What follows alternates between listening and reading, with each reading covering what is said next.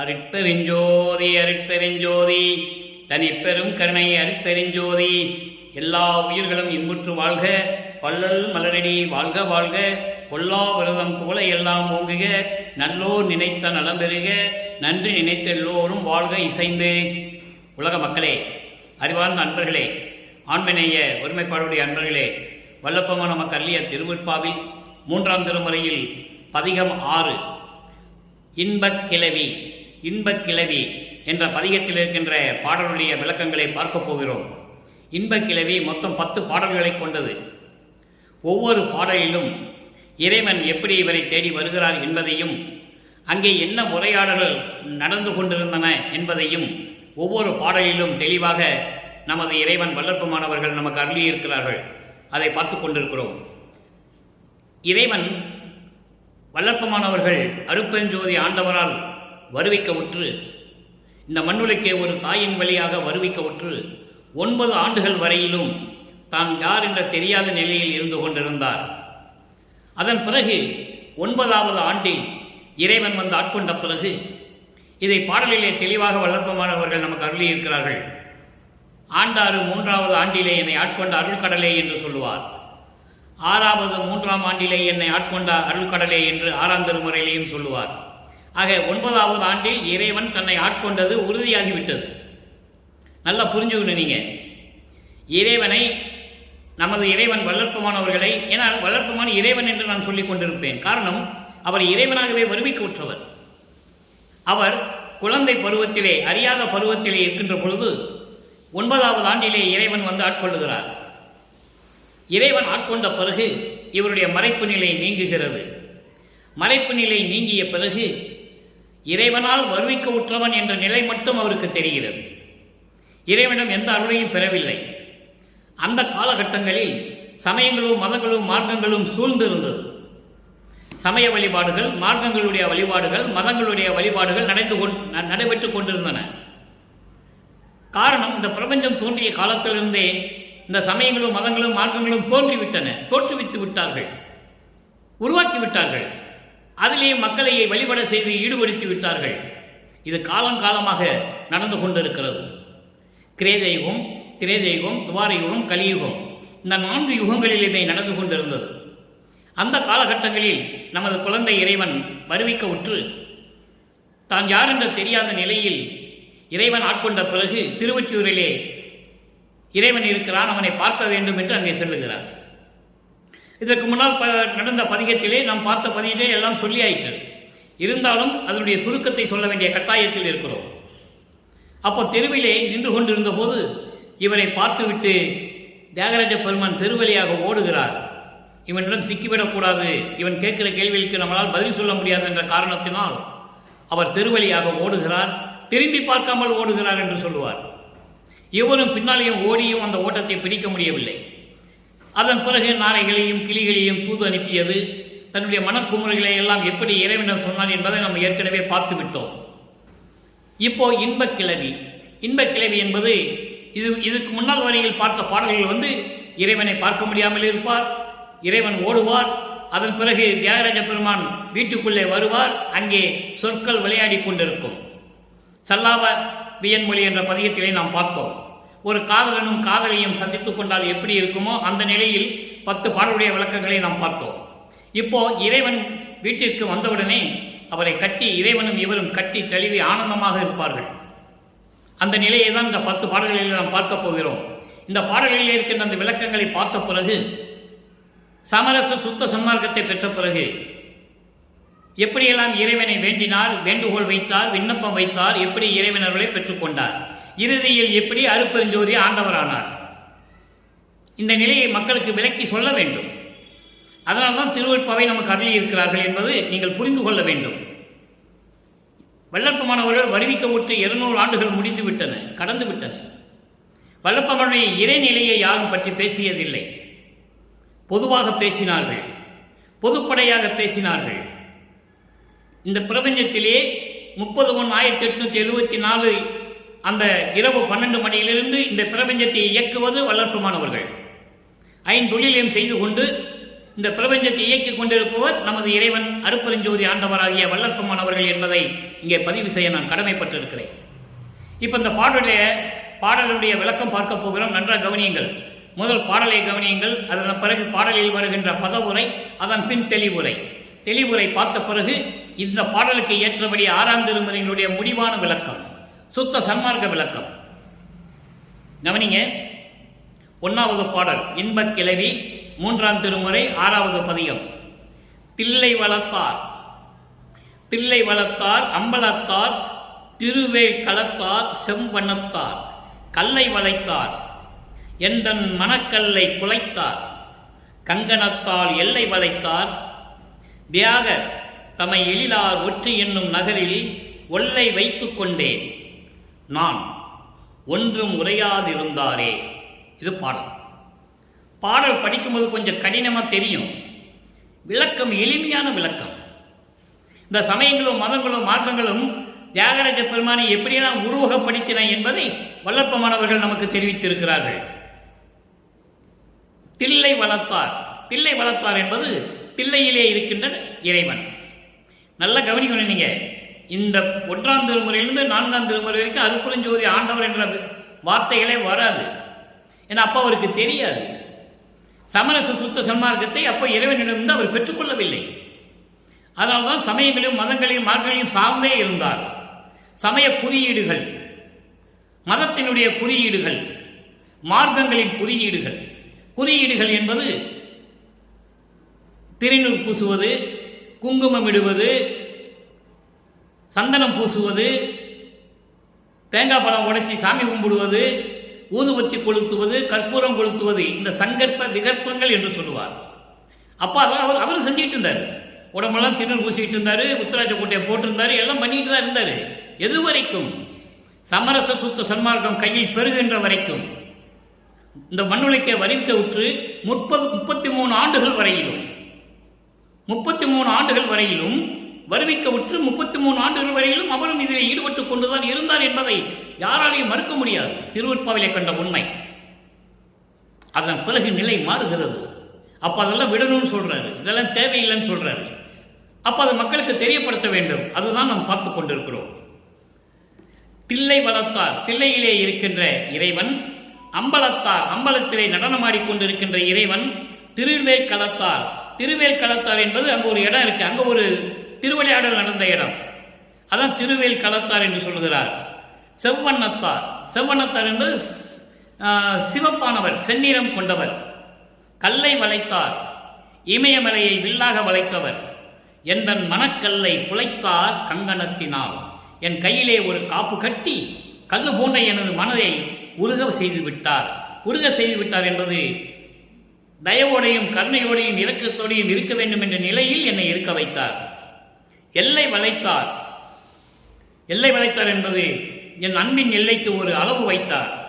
தியாகர் தம்மை எழிலார் ஒற்றி என்னும் நகரில், திருவொற்றியூரில் பொடிவோடு திகழ்ந்து கொண்டிருக்கின்ற, அழகாக திகழ்ந்து கொண்டிருக்கின்ற திருவொற்றியூரில் இருக்கின்ற தியாகராஜ பெருமானை நான் வளைத்துக் கொண்டேன், நான் அணைத்துக் கொண்டேன், அணைத்துக் கொண்டேன். அவர் ஒன்றும் உரையாது இருந்தாரே, அவர் ஒன்றும் சொல்லவில்லை. நல்லா கவனிக்கணும், ஒன்றும் சொல்லலை.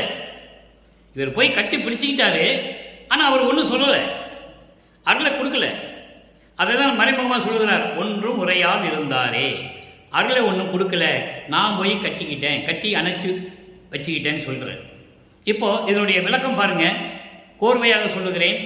தில்லையிலே வளமாக இருப்பவர், அம்பலத்திலே அருளடனம் செய்து கொண்டிருப்பவர், திருவேற்களம் என்னும் ஊரில் இருப்பவர், செந்நிறம் உடையவர், செந்நிற சடை என்று சொல்லுவார், பின்னிய சடையை உடையவர் என்று பாடல்களில் சொல்லுவார். செந்நிறத்தில் இருக்கின்றவர், இமயமலையை வில்லாக வளைத்தவர், என்னுடைய கல்லான மனதை என் காப்பு கட்டி, என் கையிலே ஒரு கங்கணத்தை கட்டி என்பது அது அருளை தரக்கூடிய ஒரு பொருள். அதை என் கையிலே கொடுத்து என் மனக்கல்லை குலைத்தார், உருக செய்து விட்டார். அன்பிலே திளைத்துக் கொண்டிருந்தேன். அப்போ அன்பிலே திளைத்துக் கொண்டிருந்தேன்.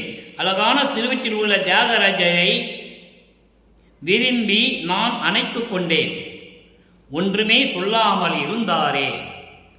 விலகுன்னு சொல்லலை, ஏன் கட்டிப்பிடிக்கிறோன்னு கேட்கல, எந்த அருளையும் கொடுக்கல.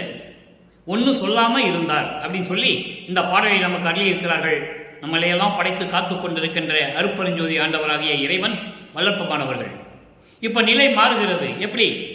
இந்த சமயங்களும் மதங்களும் மார்க்கங்களும் சூழ்ந்த நிலையில் இறைவனை எப்படியெல்லாம் சொல்லுகிறார்? சொல்லிதான் ஆக வேண்டும். காரணம், சமயங்களும் மதங்களும் மார்க்கங்களும் அப்படிதான் சொல்லிக் கொண்டிருந்தன. அந்த காலகட்டங்களில் இவர் வருவிக்கூற்ற நிலையில் இவரும் அப்படிதான் சொல்லிக் கொண்டிருந்தார். அதன் பிறகு தனது தந்தை அருட்பெருஞ்சோதி ஆண்டவரிடம் சுத்த சன்மார்க்கத்தை பெற்ற பிறகு அதை பெறுவதற்கு முன்னால் எப்படியெல்லாம் விண்ணப்பம் வைக்கிறார், முறையீடு செய்கிறார் என்பதையும் பார்த்துவிட்டு அதன் பிறகு மகனுடைய விண்ணப்பத்தையும் முறையீடுகளையும் ஏற்றுக்கொண்டு எப்படியெல்லாம் அருளை கொடுத்தார் என்பதை முடிவாக பார்க்க போகிறோம். 6ஆம் திருமுறை பதிகம் 15 திருவடி முறையீடு 1வது பாடல்.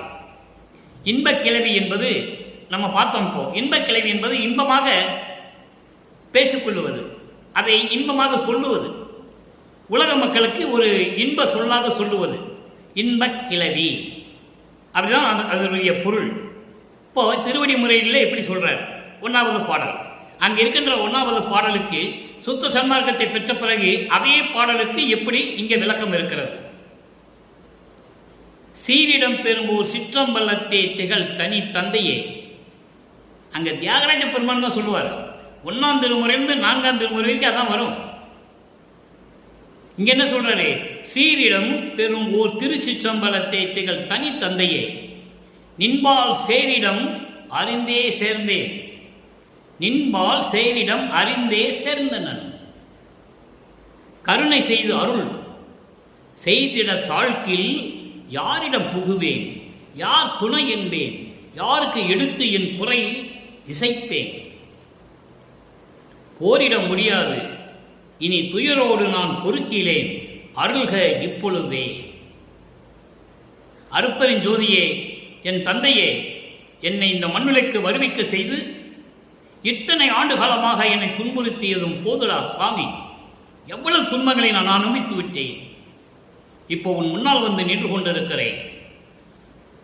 அருள் சிறந்த இடமான உன்னுடைய சிற்றம்பலத்திலே, சத்தியஞான சபையிலே, திருச்சிற்றம்பலம் என்பது சத்தியஞான சபை, சத்தியஞான சபையிலே இருக்கின்ற என் தனித்தந்தையே, தந்தைன்னு சொல்லியிருக்கலாம்ல, ஏன் தனித்தந்தைன்னு சொல்றாரு? நீங்க புரிஞ்சுக்கணும். எல்லாரும் தந்தைன்னு தான் சொல்லுவாங்க. தனித்தந்தை, யாரிடம் ஒப்பிட முடியாத அருள் வல்லமை படைத்த, ஆதியும் அந்தமில்லா தோன்றிய, சுயமாக தோன்றிய அருட்பெருஞ்சோதியின் தந்தையே, நின்பால் சேரிடம் அறிந்தே சேர்ந்தனன், உன்னிடம் வந்து அடைய வேண்டும் என்பதற்காகவே தெரிந்து கொண்டே உன்னிடம் வந்து சேர்ந்து இருக்கிறேன். இங்கே வந்து நிற்கின்றேன். கருணை செய்து அருள், எனக்கு கருணை செய்து எனக்கு அருள வேண்டும். செய்திட தாழ்க்கில் நீ அருளை கொடுக்கிறதுக்கு தாமதம் செய்தால் நான் யாரிடம் புகுவேன்? இந்த பிரபஞ்சத்தில் நான் யாரிடம் போய் புகுவேன்? நான் உன் மகன் அல்லவா? நீ என் தந்தை அல்லவா? நான் யாரை மதித்தேன்? நான் யாரையும் மதிக்கவில்லையே. உன்னை மறக்கவும் மாட்டேன், மற்ற தேவர்களை மதிக்கவும் மாட்டேன் என்று சொல்லுவார் ஒரு பாடலிலே. அதாவது சிறு தெய்வ நாமங்களை நான் உரைக்க மாட்டேன் என்று சொல்லுவார். மறந்தும் என் நாவால் சிறு தெய்வ நாமங்களை உரைக்கவும் மாட்டேன் என்று சொல்லுவார். அருட்பெருஞ்சோதியை தவிர இது எல்லாமே சிறு தெய்வங்கள் என்று சொல்லுவார். அது காலப்போக்கிலே மாறி மாறி சொல்லிவிட்டார்கள். அது இருக்கட்டும், அந்த விளக்கத்திற்கு நாம் போக வேண்டாம். அப்போ அப்படிப்பட்டெல்லாம் நான் யாரையும் மதிக்காத நிலையில் இருந்து கொண்டிருந்தேன். உன்னை மட்டும்தான் நான் மதித்தேன். அந்த நிலையில் இருக்கும்போது நான் யாரிடம் போய் சொல்லுவேன்? என்னுடைய குறையை யாருக்கு எடுத்து சொல்லுவேன்? என் குறையை எப்படி நான் இசைப்பது என்றால் எப்படி நான் சொல்லுவது? போரிட முடியாது சாமியா, சாமி போரிட முடியாது தந்தையே. இனிமே என்னால் பொறுத்துக்க கூட முடியாது, சகித்துக் கொள்ள முடியாது. இந்த துயரத்தை என்னால் சகித்துக் கொள்ள முடியாது, பொறுத்து கொள்ள முடியாது. அருள்க இப்பொழுதே அருள வேண்டும் என்று சொல்லுகிறார். நீங்க 1ஆம் திருமுறையிலிருந்து 4ஆம் திருமுறை வரைக்கும் நடந்த நிலைகள்லாம் வேறு. அது சமயங்களையும் மதங்களையும் மார்க்கங்களையும் சார்ந்த நிலை. அதெல்லாம் விட்டு பிறகு உலக மக்களுக்கு தெரிவிக்கிறார். சமரச சுத்த சன்மார்க்கத்துடைய விளக்கத்தை பார்த்து கொண்டிருக்கிறோம். அடுத்து பதிகம் 21 சுத்த சன்மார்க்க வேண்டுகோள். சுத்த சன்மார்க்க வேண்டுகோளே ஒரு பதிகம் இருக்கிறது. அதிலே 11 பாடல்கள் இருக்கின்றன. 11 பாடல்களிலே முதலாவது பாடல், 1வது பாடல் எளிமையான பாடல், எல்லாருக்கும் தெரியுது. அப்பா, நான் வேண்டுதல் கேட்டு அருள் புரிதல் வேண்டும். 6 உயிர்க்கெல்லாம் நான் அன்பு செயல் வேண்டும். எப்பாரும் எப்பதமும் எங்கனும் நான் சென்று எந்தை நினது அருள்புகளை இயம்பிடல் வேண்டும். செப்பாத மேல்நிலை மேல் சுத்த சன்மார்க்கம் திகழ்ந்தோங்க அருள்ஜோதி செழித்திடல் வேண்டும். தப்பேது நான் செய்யினும் நீ பொறுத்தல் வேண்டும். தலைவன் என்னை பிரியாத நிலைமையும் வேண்டுவனே. அருட்பெருஞ்சோதி ஆண்டவரே, என் தந்தையே, என் அப்பா, நான் வேண்டுவதை கேட்டு நீ அருள் செய்ய வேண்டும். 6 உயிர்க்கெல்லாம் நான் அன்பு செய்ய வேண்டும். இந்த பிரபஞ்சத்தில் இருக்கின்ற எல்லா உயிர்களுக்கும் நான் அன்பு செய்யல் வேண்டும். எப்பாரும் எல்லா உலகங்களிலும், எந்த உலகம் இருந்தாலும் சரி, எந்த நிலைகள் இருந்தாலும் சரி, எந்த இடமா இருந்தாலும் சரி, நான் அங்கு சென்று உனது அருட்புகளை நான் இயம்பிடல் வேண்டும். நான் சொல்ல வேண்டும். அந்த ஆற்றலை நீ எனக்கு தர வேண்டும். செப்பாத மேல்நிலை மேல், சொல்ல முடியாத அளவுக்கு ஒப்பற்ற நிலையில் இருக்கின்ற மேல்நிலை கடவுள் நிலை, அதான் சுத்த சன்மார்க்க நிலை. அப்படி சுத்த சன்மார்க்க நிலையில் சுத்த சிவமார்க்கம் திகழ்ந்து போங்க அருட்பெருஞ்சோதி அருட்ஜோதி செலுத்தியிடல் வேண்டும். அப்பேது நான் செய்யணும் நீ பொறுத்தல் வேண்டும். காரணம், உன்னாலதானே நான் சமயங்களிலும் மதங்களிலும் மார்க்கங்களிலும் நின்று கொண்டிருந்தேன். நீ இருக்க சொன்னாய், இருந்தேன். மறைப்பை நீக்கி வேண்டாம் என்று சொன்னாய், நான் விட்டுவிட்டு வந்துவிட்டேன். அந்த காலகட்டங்களில் நான் ஏதாவது தவறு செய்திருந்தாலும் நீ பொறுக்க வேண்டும், நீ மன்னிக்க வேண்டும். தலைவா, சுத்த சன்மார்க்கத்தின் தலைவனே, சுத்த சன்மார்க்கத்தின் நிறுவியது யார்? அருட்பெருஞ்சோதி. அதை தன் மகனிடம் கொடுக்கிறார். அப்போ தலைவா, நின் பிரியாத நிலைமையும் வேண்டுவனே, உன்னை பிரியாத நிலைமையும் எனக்கு வேண்டும் என்று சொல்லி இந்த பாடலை நமக்கு அருளியிருக்கிறார்கள். அடுத்த ஒரு நிலை பாருங்க. அங்கே இன்பக் கிளவிலே முதலாவது பாடலை பார்த்த பாடலை சொல்வார், இறைவன் வந்தால் நான் அவரை கட்டி பிடித்து அணைத்துக் கொண்டேன் என்று சொல்லுவார். இங்கே அதனுடைய நிலைக்கு ஒரு சரியான விளக்கம் 23 பதிகம் சிவ தரிசனம் 6ஆம் திருமுறை. இப்போ நம்ம பார்க்கறதெல்லாம் 6ஆம் திருமுறை. சுத்த சன்மார்க்கத்தை பெற்ற பிறகு சிவ தரிசனம் என்பது அருட்பெருஞ்சோதி தரிசனம். சிவம் என்பது அருட்பெருஞ்சோதி என்பதை நீங்கள் மறந்துவிடக்கூடாது. சிவன் வேறு, சிவம் வேறு, ஞானம் வேறு, மெஞ்ஞானம் வேறு. இதெல்லாம் நான் ஏற்கனவே விளக்கம் கொடுத்திருக்கிறேன். நம்ம பதிவை பார்த்தா உங்களுக்கு தெரியும். சிவ தரிசனம், அருட்பெருஞ்சோதி தரிசனம், சுத்த சிவ தரிசனம் கூட சொல்லலாம். சுத்த சன்மார்க்க நிலையான தரிசனம் என்றும் சொல்லலாம். அருட்பெருஞ்சோதி தரிசனம் என்றும் சொல்லலாம். 1வது பாடல், திருவுடையாய், நல்ல கவனிங்க, திருவுடையாய் சிற்றதேவாள் சிவபதியே, எல்லாம் செய்யவல்ல தனித்தலைமை சித்த சிகாமணியே, உருவுடையன் உயிருக்கு உயிராய் ஒளிர்கின்ற ஒளியே, உண்ணுந்தோறும் என் உள்ளத்தே ஊறுகின்ற அமுதே, உண்ணுந்தோறும் என் உள்ளத்தே ஊறுகின்ற அமுதே, அருவுடைய பெருவெளியாய் அங்கு விளங்கும் வெளியாய் அப்பாலுமாய் நிறைந்த அருட்பெருஞ்சோதியனே. அப்ப அருட்பெருஞ்சோதி இருக்கிற இடம் எது என்று சொல்றார்.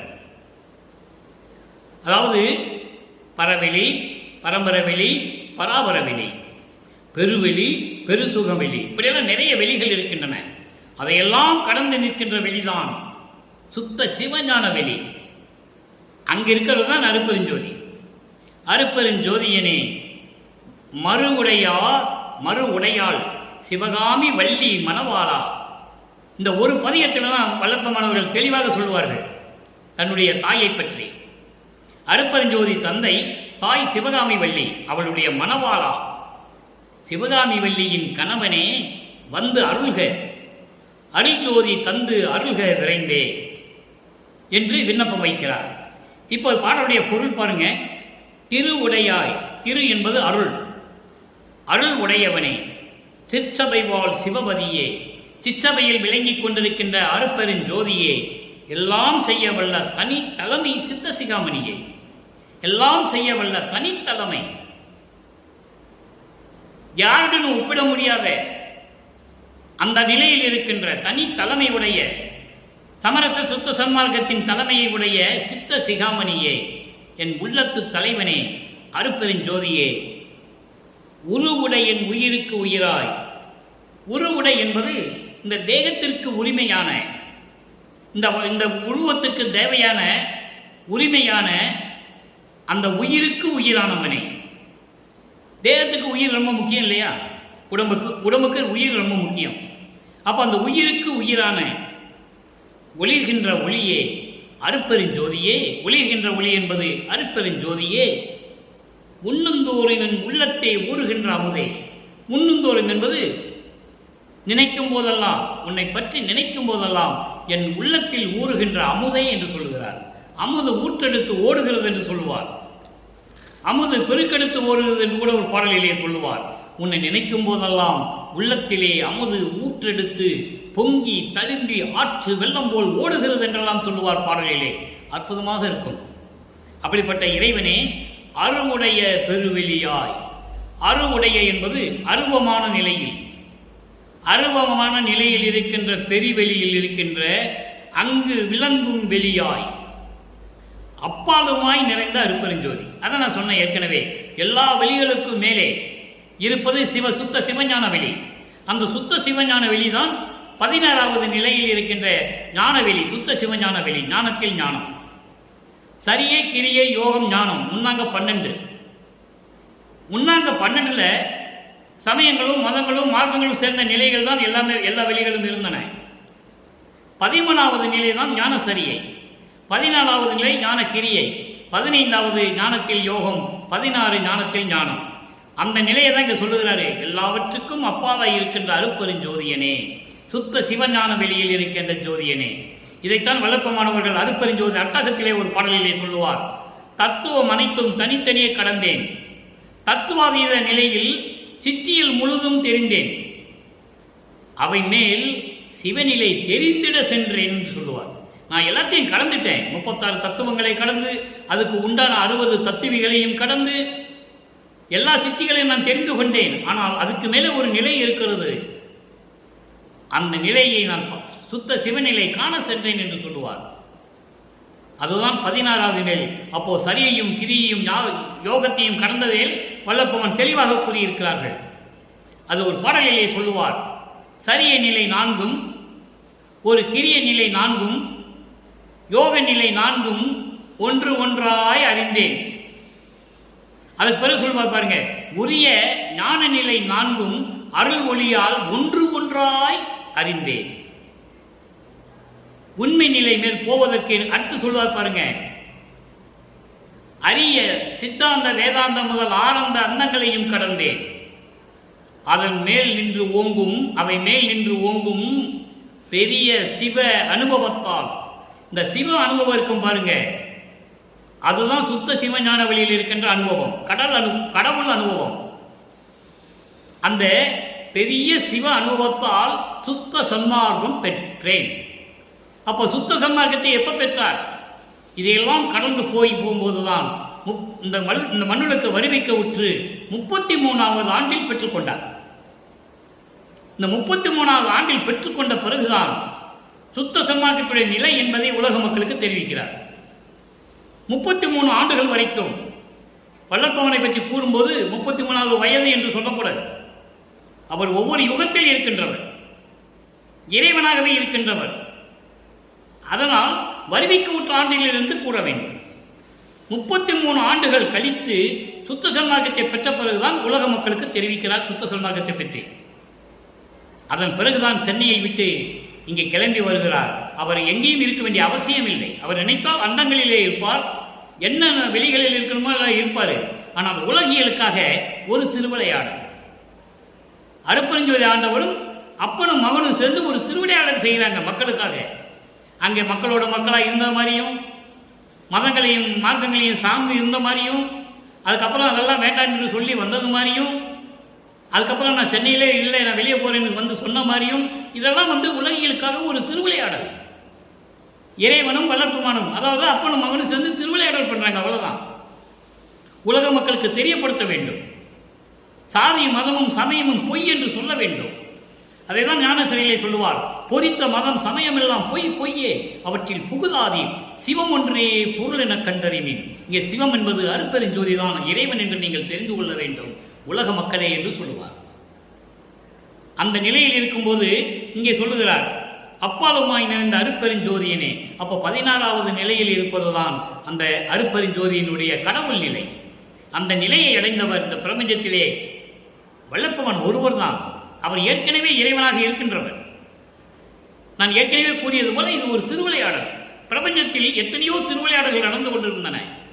கலியுகத்தினுடைய கடைசி திருவிளையாடல் அருட்பெருஞ்சோதி தன் மகனை ஒரு தாயின் வழியாக உலகிலே இருக்க வைத்து, சமயங்களிலும் மதங்களிலும் மார்க்கங்களிலும் இருக்க வைத்து, அதெல்லாம் பொய் என்று சொல்ல வைத்து, நல்லா புரிஞ்சுக்கணும் நீங்க.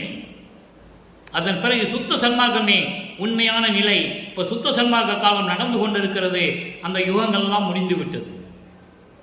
அந்த நிலையில் இருந்து கொண்டிருக்கின்றவர் தான் அருட்பெருஞ்சோதி என்று சொல்லுகிறார். அப்படிப்பட்ட அருட்பெருஞ்சோதியனே மறுவுடையாள். மறுவுடையாள் என்றால் அருள்மணம் வீசிக்கொண்டிருக்கின்ற சிவகாமி வள்ளியின் கணவனே, அருட்பெருஞ்சோதியே வந்து அருள்க, அருள்ஜோதி தந்து அருள்க விரைந்து என்று சொல்லி இந்த பாடலை நமக்கு அருளி இருக்கிறார்கள். நம்மளையெல்லாம் படைத்து காத்து கொண்டிருக்கின்ற அருட்பெருஞ்சோதி ஆண்டவராகிய வல்லற்பமானவர்கள். அடுத்து பாருங்க, அருள் விளக்க மாலை. அற்புதமான பதிகம், 100 பாடல்களை கொண்டது. ஏற்கனவே அருள் விளக்க மாலை 100 பாடல்களுக்கு நான் விளக்கம் கொடுத்திருக்கிறேன். நமது யூடியூபிலே நீங்கள் பார்த்துக் கொள்ளலாம். இருந்தாலும் இந்த பதிகத்திற்கு, அதாவது இன்பக் கிளவி என்ற 3வது திருமுறையில் இருக்கின்ற 6வது பதிகத்திற்கு இங்கே ஒரு 10 பாடல்கள் விளக்கம் கண்டிப்பாக தர வேண்டும். 61வது பாடலிலிருந்து 70 பாடல்கள் வரைக்கும் இருக்கின்ற அந்த 10 பாடல்கள் அந்த பதிகத்துக்கு பொருத்தமானதாக இருக்கும். 61வது பாடல் அருள் விளக்க மாலை 37வது பதிகம். மன்னுகின்ற பொன் வடிவும் இறைவனிடமிருந்து எப்படி பெற்றுக்கொள்ளுகிறார் என்பதை நீங்கள் கவனிக்க வேண்டும். சும்மா வளர்ப்பமனைப்பை பற்றி மைக்க பிடிச்சி பேசினா மட்டும் போதாது. அவர் இறைவன் என்று சொல்ல வேண்டும். நம்மளெல்லாம் படைத்து காத்து கொண்டிருக்கின்ற இறைவன், பிரபஞ்சத்தை இயக்கிக் கொண்டிருக்கின்ற இறைவன். பிரம்மன், திருமால், ருத்திரன், மகேஸ்வரன், சதாசிவன், 5 பேரெல்லாம் போயாச்சு. 30/1/1874 இரவு 12 மணியோட போயாச்சு. அதன் பிறகு இயக்கிக் கொண்டிருப்பவர் வளர்ப்பமானவர்கள். அதங்க சொல்றாரு, பொன் மண்ணுகின்ற பொன் வடிவும் மந்திரமாம் வடிவும் வான் வடிவும் கொடுத்து எனக்கு மணிமுடியும் சூட்டி பண்ணுகின்ற தொழில் 5 செய்திடவே பணித்து பண்புரைய நகமும் புறமும் விளங்குகின்ற பதியே. எவ்வளவு அற்புதமான பிரபஞ்சத்தின் உண்மையை சொல்லுகிறார். நீங்கள் புரிந்து கொள்ள வேண்டும்.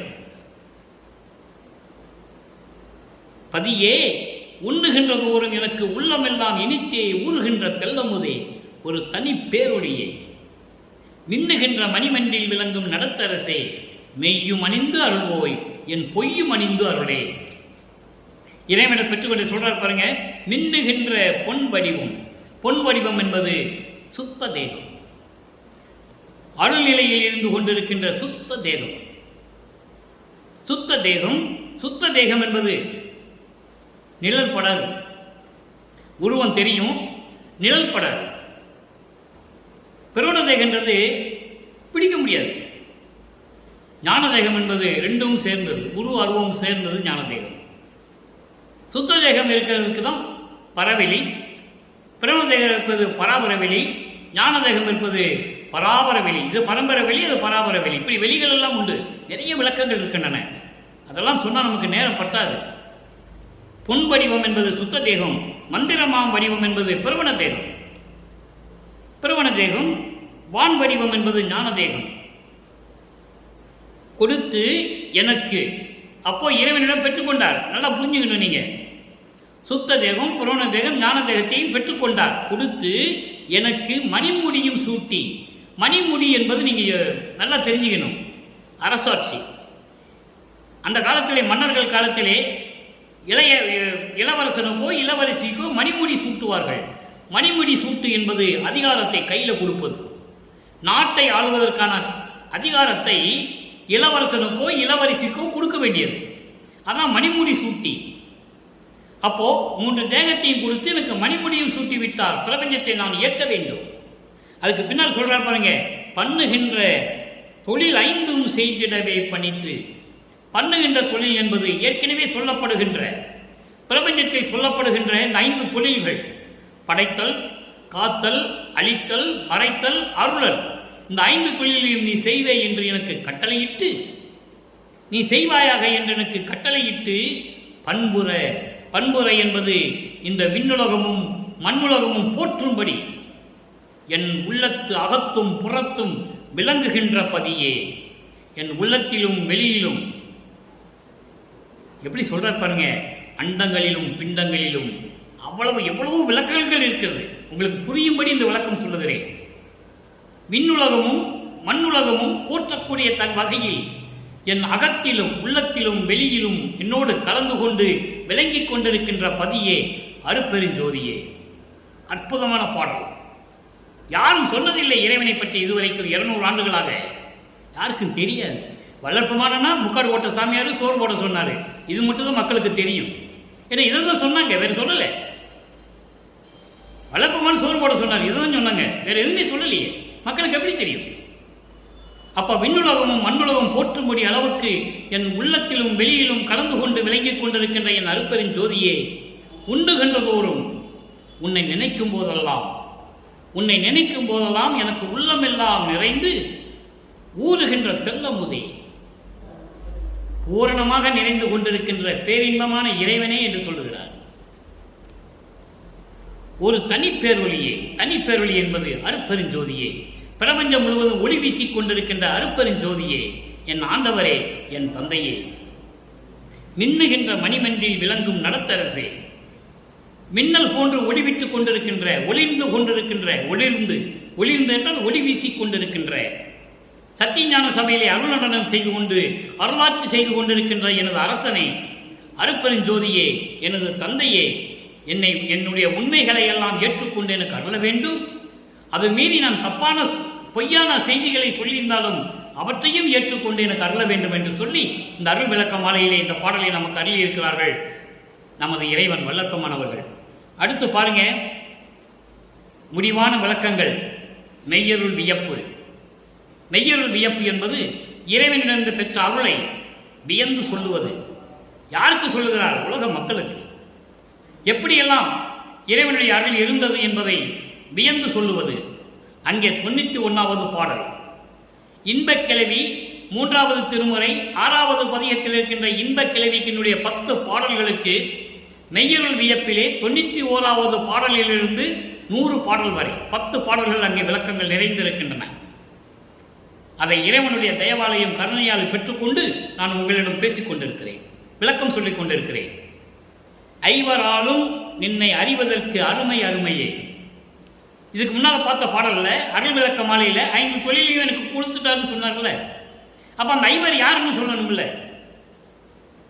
பிரம்மன், திருமால், ருத்திரன், மகேஸ்வரன், சதாசிவம். படைக்கின்றவன், காக்கின்றவன், அழிக்கின்றவன், மறைக்கின்றவன், அருளை கொடுக்கின்றவன். இந்த ஐவரும் நின்னை அறிவதற்கு அருமையே. உன்னை யாரையும் பார்க்க முடியவில்லையே. உன்னை அறிவதற்கு அவர்கள் திணறிக் கொண்டிருக்கிறார்கள். ஐவராலும் நின்னை அறிவதற்கு அருமையே. இறைவனுடைய அடிமுடி தேடலே யாரும் செஞ்சதில்லை. பிரம்மனு திருமாலும் எவ்வளவு பார்த்துட்டாங்க, முடியல. அதில் பாடலிலே சொல்லுவார், அயனும் மாலும் துருவி நிற்க எனக்கே அடிமுடிகள் காட்டிவித்து அடிமை கொண்ட பதியை என்று சொல்லுவார். அற்புதமாக இருக்கும். பிரம்மனும் திருமாலும் தேடி தேடி தேடி அழுத்து போய் கண்களிலே நீர் தழும்பி அழுது கொண்டு நிற்கிறார்கள். இறைவனுடைய முடியும் திருவடியும் பார்க்கல என்று. அப்படிப்பட்ட இருக்கும்போது எனக்கே அடிமுடிகள் காட்டிவித்து, இந்த எனக்கே என்ற வார்த்தை தான் அற்புதமான வார்த்தை திருவருட்பாவிலே. எனக்கே என்றால் எனக்கு மட்டும், இந்த பிரபஞ்சத்தில் எனக்கு மட்டும், யாருக்கு இதில் பங்கு கிடையாது. எனக்கு மட்டும் அடிமுடிகள் காட்டிவித்து அடிமை கொண்ட பதியே என்று சொல்லுவார். அற்புதமாக இருக்கும். பூத்திடும் அவனும் காத்திடும் அவனும் புல் விலங்கு உருக்கோடி நேடியும் ஏத்திடும் முடியும் கூத்திடும் அடியும் இன்னும் காண்கிறேன் என்று சொல்லுவார். பிரம்மன் அன்னப்பறவையாகவும் திருமால் பன்றியாகவும் உருவெடுத்து உனது அருளான முடியையும் திருவடியையும் பார்க்க முடியாமல் அழுது கொண்டு இருக்கிறார்கள், இன்னும் அழுது கொண்டு இருக்கிறார்கள் என்று சொல்லுவார். அந்த நிலையை நீங்கள் புரிந்து கொள்ள வேண்டும். அவர்களெல்லாம் பல தலைவர்கள், கடவுளர்கள் அல்ல. ஒரே கடவுள் அருட்பெருஞ்சோதி, அவ்வளவுதான். அதுக்கப்புறம் வல்லற்பெருமான், வேறு யார் கடவுள்களே கிடையாது. தெளிவாக சொல்லுவார் அருட்பாவிலே, எல்லாமே தத்துவத்தின் அடிப்படையில் நடந்தது. தத்துவத்தின் தலைவர்கள், அதிகார தலைவர்கள், பதத்தலைவர்கள் என்று சொல்லுவார். அந்த நிலையை நீங்கள் புரிந்து கொள்ள வேண்டும். அப்போ ஐவராலும் நின்னை அறிவதற்கு அருமை அருமையே, ஆரே அறிவார். உன்னை பற்றி யாரு தெரிஞ்சுக்க முடியும்? இந்த பிரபஞ்சத்தில் யாரும் தெரிஞ்சிக்கவே முடியலையே. மறையும் அறியா, வேதங்களும் அறிந்து கொள்ளவில்லை. ரிக்வேதம், யசுர்வேதம், சாமவேதம், அதர்வண வேதம், 4 வேதங்களும் அறிந்து கொள்ள முடியவில்லை. எனது பெருமையை, உன்னுடைய அருள் வல்லமையை, அருள் தன்மையை மறைகளும் அறிந்து கொள்ள முடியவில்லை. மகாதேவ மலையிலே சொல்லுவார், 1ஆம் திருமுறையில் அற்புதமாக இருக்கும். மகாதேவ மலையிலே சொல்லுவார், கற்பங்கள் பல ஓடி செல்ல தீய கனல் நின்று ஊசி மேல் காலை ஊன்றி பொற்புறமை உணவின்றி உறக்கமின்றி புலர்ந்து எலும்பு புலப்பட ஐம்பறியும் ஓம்பி நிற்பவருக்கு ஒழித்து மறைக்கு ஒழித்து, மறையினால் வேதங்கள், ஊசி மேலே நிற்கிறான ஒத்த காலில் இறைவனை எப்படி பார்க்கணும்னு சொல்லி கீழே தீ மூட்டி தீயை வளர்த்து அதுக்கு மேலே ஊசி பலகையை போட்டு அந்த ஊசி பலகை மேலே ஒத்த காலில் நிற்கிறான். எப்படி? கற்பங்கள் பல கோடி, பார்க்க முடியல. உடம்பு எலும்பு தோலுமாய் நிற்கிறான், அவனும் பார்க்க முடியல, மறைகளும் பார்க்க முடியல, தேவர்களும் பார்க்க முடியல. தெளிவாக சொல்லுவார் அந்த பாட்டில், அற்புதமாக இருக்கும். அப்படிப்பட்ட இறைவன் மறையும் அறியா எனது பெருமையே, பொய் வராத வாய் கொண்டு உன்னை போற்றும் அன்பரே. பொய் வராத வாய் கொண்டு என்ன அர்த்தம்? உண்மையே பேசக்கூடிய, உண்மை நிலைகளையே பேசக்கூடிய சுத்த சன்மார்க்கத்தை சேர்ந்த அன்பர்கள் இருக்கிறாங்களே, உன்னை போற்றும் அன்பரே, உன்னை வணங்கக்கூடிய அன்பர்கள், பொருளே அருட்பெருஞ்சோதியே. இங்கே பொருள் என்பது அருட்பெருஞ்சோதியே, நின்னை அறிவர் அவரே அழியா என்பரே. சாகாதவனே சன்மார்க்கி. அதாவது எளிமையான விளக்கம். அதை இங்க சொல்றாரு, நின்னை அறிவர் அவரே. உன்னை யாரை அறிந்து கொண்டார்களோ அவர்களே அழியா என்பரே. அழியாமல் இருக்கின்றவர்கள், இறக்காமல் இருக்கின்றவர்கள். அப்போ சுத்த சன்மார்க்கத்தை தெரிந்து கொண்டவர்களே, சுத்த சன்மார்க்கிகளே, சாகாதவர்கள் என்று சொல்லி இந்த பாடலை நாம் கருதியிருக்கிறார்கள். இறுதியான ஒரே ஒரு விளக்கம் நண்பர்களே, அதாவது இந்த பேரொருள் இறைவனிடம் பெற்றிய அந்த பேரொருள் வாய்ப்பை எப்படி வியந்து சொல்லுவது? ஒரு சின்ன விளக்கம். ஏன்னா 5 தொழில் எனக்கு கொடுத்துட்டேன்னு சொல்றேன். அதுக்கு விளக்கும் ஒரு பாடல் 6ஆம் திருமுறையிலே 95வது பதிகம், பேரருள் வாய்மையை வியத்தல். அதுல 7வது பாடல், ஆக்கல் ஒன்றோ தொழில் 5ஐயும் தந்து இறைவனிடம் தந்தையிடம் பெற்றதை சொல்லுகிறார். 5 தொழிலையும், ஆக்கல்னா படைக்கும் தொழில், படைக்கும் தொழில் ஒன்று மட்டுமல்ல 5 தொழிலையும் எனக்கு தந்து இந்த அண்ட பிண்ட வீக்கமெல்லாம் சென்று. வள்ளற்பமனை எப்படி சொன்னாங்க தெரியுமா? கந்த கோட்டத்தில் இருந்தார், அழுது புலம்புனார், ரோட்டில் திரிஞ்சார், திருவொற்றியூருக்கு போனார், அப்படிலாம் சொல்லுவாங்க. அவர் என்ன சொல்றார் பாருங்க, இந்த அண்ட பிண்டம் வீக்கமெல்லாம் சென்று. அவர் அண்டங்களுக்கு செல்லக்கூடியவர், எல்லா பிண்டங்களிலும் எல்லா உயிரினங்களுக்கும் இருக்கக்கூடியவர், அண்டங்களிலும் இருக்கக்கூடியவர், பிண்டங்களிலும் இருக்கக்கூடியவர், எல்லா உயிரினங்களிலும் இருக்கக்கூடியவர். எல்லாம் சென்று உன் இச்சையின் வண்ணம் விளங்குக. தன் தந்தை அருட்பெருஞ்சாண்டவர் சொல்லுகிறாரு, மகனே எல்லாத்தையும் நீயே செய், இந்த பிரபஞ்சத்தை நீயே இயக்கு என்று சொல்லி வண்ணம் விளங்குக. நீ இயக்கம் முறை கலக்கமடையாதே, நான் உன்னுடன் இருக்கிறேன். யாருக்கும் ஒரு அச்சம் இருக்கும் இல்லை. தனித்தனியா செய்ய வேண்டிய வேலையை மொத்தமா ஒரு ஆளுகிட்ட கொடுத்தா எப்படி இருக்கும்? அவனுக்கு பயம் வரும். எப்படி நம்ம நல்லா செஞ்சிருவோமா, சரியா செய்வோமா அந்த தொழிலை அப்படின்னு அவனுக்கு ஒரு பயம் இருக்கும் இல்லை. அத மாதிரி இவருக்கு ஒரு இயக்கம் இருந்தது. நம்ம இதெல்லாம் செய்ய முடியுமான இயக்கம் இருக்கும்போது அருட்பெருஞ்சோதி ஆண்டவர் சொல்லுகிறார், இயக்க முறையில் மகனே, அஞ்சேல் மகனே என்று சொல்லுவார் ஒரு பாடலிலே. அஞ்சேல் மகனே, இயக்க முறையில் மகனே என்று உரைத்து அருள் ஜோதியும் ஈந்து அருட்பெருஞ்சோதியும் கொடுத்து எனக்கே, அந்த வார்த்தையை நீங்க கவனிக்கணும், எனக்கே ஊக்கமெல்லாம் உரை, அந்த வலிமை அந்த திறமையெல்லாம் என்னோடு சேர்ந்து இருப்பதற்காக என் உள்ளத்திலே கலந்தான். என்னை உடையவனே, என் உடையவனே. அப்போ அருட்பெருஞ்சோதி ஆண்டவர் தன்னோட கலந்ததையும் சொல்லிட்டாரு, 5 தொழில் கொடுத்ததையும் சொல்லிட்டாரு. 5 தொழிலை கொடுத்து நீ கலங்காத மகனே, நான் உன் கூட தானே இருக்கேன், ஒன்னா தானே இருக்கேன், நான் சொல்றபடி நீ செய்ய, அவ்வளவுதான், முடிஞ்சு போச்சு. அவர் உள்ள இருந்து கட்டளை இடுகிறார், மகன் செயலாற்றுகிறார். என் உடையவனே, என்னை உடையவனே, என்னை ஆட்கொண்டவனே என்று சொல்லுகிறார். இதே இன்னொரு பாடலிலே சொல்லுவார், 5 வகை தொழிலும் என்பால் அளித்தனை, என்கிட்ட கொடுத்துட்டேன், அது கொண்டு செய்வகை தெரிவித்து இந்நாள் என்னோடு சேர்ந்து ஒன்றாய் இருத்தல் வேண்டும் என்று சொல்லுவார். நீ என்னோடு இருக்கணும்னு சொல்லுவார். காரணம், நீ வெளியிலே இருந்தால் இந்த திருமாலும் பிரம்மனும் ருத்திரனும் இவங்கெல்லாம் சேர்ந்து என்ன பண்ணுவாங்க? தவம் இருப்பாங்க. அணுக்கள் என்று சொல்லுவார் அவர்களை. செயலில் அந்த அணுக்கள் தவம் இருக்கும்போது நீ போய் மறுபடியும் நீ வரத்தை கொடுத்துருவ. நீ தயவுடையவன், கருணை உடையவன். மறுபடியும் நீ வரத்தை கொடுத்துட்டேன்னா சுத்த சன்மார்க்கத்தை வெளியே சொல்ல முடியாது. மறுபடியும் அவங்க சமயங்களையும் மதங்களையும் பரவ விட்டு தலைவிரித்து ஆடிக்கொண்டிருப்பார்கள் என்று சொல்லுகிறார். அப்போ நீ என்ன பண்ணணும்? என் கூட இருக்கணும். அதனாலே மகனின் கட்டளையை ஏற்றுக்கொண்டு அருட்பெருஞ்சோதி ஆண்டவர் மகனோடு இரண்டரை கலந்து அருட்பெருஞ்சோதி ஆகிறார். வளர்ப்பமானை கடவுளாக்குகிறார். இதுதான் கான்செப்ட். அவர் இந்த மண்ணுலகத்துக்கு வந்த கான்செப்டே தான். அவர் இறைவனாக வேண்டும். அதற்கு இடையிலே தந்தையும் மகனும் சேர்ந்து திருவிளையாடல் செய்து கொண்டு உலக மக்களுக்கு தெரியப்படுத்திக் கொண்டிருக்கிறார்கள். அவ்வளவுதான் விஷயம். அப்போ 5 ஒளியிலையும் தந்து நீ எல்லா இடத்துலையும் போய் நீ எண்ணம்படி செயலாற்றுக என்று சொன்னது அருட்பெருஞ்சோதி. அதுக்கு இவரோடு இரண்டரை கலந்து கொண்டார். எல்லாம் ஊக்கம் பெற, எனக்கே எல்லாம் ஊக்கம் பெற உள்களம்தான் என் உடையானே என்று சொல்லி இந்த பாடலை நமக்கு நிறைவு செய்கிறார்கள் நமது இறைவன் வல்லப்பெருமானவர்கள். எனவே அன்பர்களே, இன்று நாம் பார்த்த 3ஆம் திருமுறையிலே 6வது பதிகத்திலே இருக்கின்ற இன்பக் கிளவி. கிளவி என்பது இனிமையான ஒரு சொல், இனிமையான ஒரு நிகழ்ச்சி. கிளவினா பள்ளிக்கூடம் வருதுல்ல, பள்ளிக்கூடத்துக்கு வர்ற இல்லு, அதான் கிளவி. அந்த லானம். அப்போ இந்த நிலையில் இருக்கும்போது, சமயங்களிலும் மதங்களிலும் மார்க்கங்களிலும் நிலையில் இருக்கும்போது எப்படி இருந்தார்? அதை விட்டு சுத்த சன்மார்க்கத்தை பெற்ற பிறகு எப்படி இறைவனானார்? இந்த பிரபஞ்சத்தை இயக்கிக் கொண்டிருக்கின்ற திறமையை எப்படி பெற்றார் என்பதை தெளிவாக பார்த்துவிட்டோம் நண்பர்களே. மகிழ்ச்சியோடு நிறைவோடு விடைபெறுகிறேன். நீங்களும் சமரச சுத்த சன்மார்க்கத்தில் இருந்து கொண்டு கொலையும் புலையும் தவிர்த்து சுத்த சைவ நெறியில் இருந்து கொண்டு இறைவனை வணங்கி இறைவனுடைய அருளையும் செல்வங்களை எல்லாம் பெற்றுக்கொண்டு நோயற்ற வாழ்வில் இந்த வையகத்தில் நீங்கள் வாழ்வாங்க வாழ வேண்டும் என்று இறைவனுடைய தயவோடையும் கருணையோடையும் வேண்டி இந்த வள்ளலார் ஊழியன் விடைபெறுகிறேன். மீண்டும் நாளை சந்திப்போம். நன்றி, வணக்கம். அருட்பெருஞ்சோதி, அருட்பெருஞ்சோதி, தனிப்பெரும் கருணை அருட்பெருஞ்சோதி.